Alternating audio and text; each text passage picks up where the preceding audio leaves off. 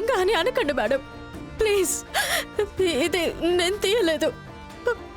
నువ్వు చేసిన పనికి పేరేంటి? మరి నీ బ్యాగ్లోకి ఇది ఎలా వచ్చిందో చెప్పు. ఇది నేను తీయలేదు. నిజంగా ఇది ఎలా వచ్చిందో నాకు తెలీదు.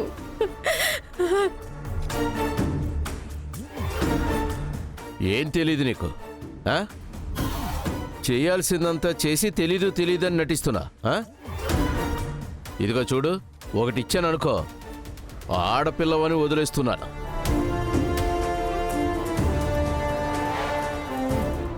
నా ఇయర్ బడ్స్ కూడా నువ్వే తీసుకున్నావా? లేదు.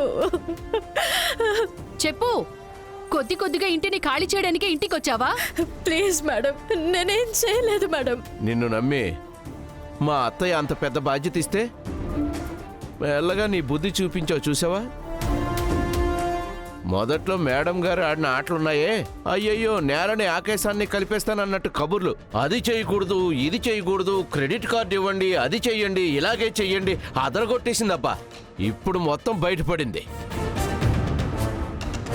నా అదృష్టం బాగుంది, ఈ రోజే చూశాను, లేకపోతే అమ్మేసుంటావు. అత్తయ్య, ఇంకొక నిమిషం ఇది ఇక్కడ ఉండకూడదు. రేపు డబ్బుల కోసం మిమ్మల్ని ఏమైనా చేసినా చేసేస్తుంది. బయటికి పొమ్మనండి అత్తయ్య. సరిగ్గా చెప్పావు మీనా. ఇలాంటిది ఇంట్లో ఉంటే ఒక్క వస్తువు కూడా మిగులుతుందా? అత్తయ్య, ఒకటే మాట, అదైనా ఇంట్లో ఉండాలి, లేదంటే మేమైనా ఉండాలి. మీరే చెప్పండి, ఏం చేయాలా?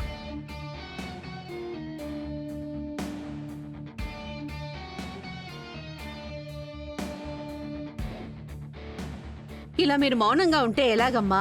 ఏదో ఒకటి మాట్లాడండి.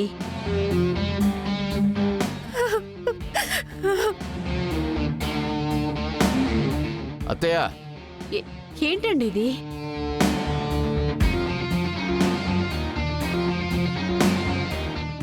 ఏయ్, బయటికి నడు. మేడం, నిజంగా నేను తీయలేదు మేడం. అవును, నువ్వు తీలేదు. నీకేం తెలీదు. నీకు తెలియకుండానే నీ టిఫిన్ బాక్సులోకి నా నగ దానంతట అదే వచ్చి కూర్చుంది కదా. బయటికి పో. అయిపోయింది. నీ నాటకాలను కూడా నమ్ముతూ ఉండిన మనిషికి కూడా నీ లక్షణం ఏంటో తెలిసిపోయింది. బయలుదేరు. ఏయ్, ఇప్పుడు నువ్వు బయటకు నడుస్తావా లేదా నిన్ను మెడ పెట్టుకుని గెంటమంటావా? నడవే బయటికి.